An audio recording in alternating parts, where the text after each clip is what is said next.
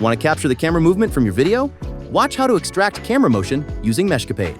First, upload your video onto the Meshcapade platform.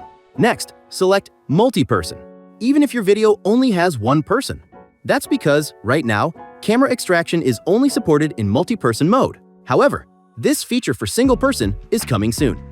Create your avatar and check the results with the extracted camera movement. Finally, download your asset as a .glb file, and you're ready to use it in your projects.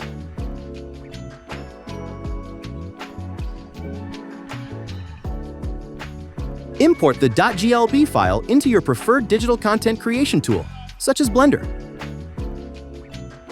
Switch to the camera view to preview the motion exactly as it was tracked from your video.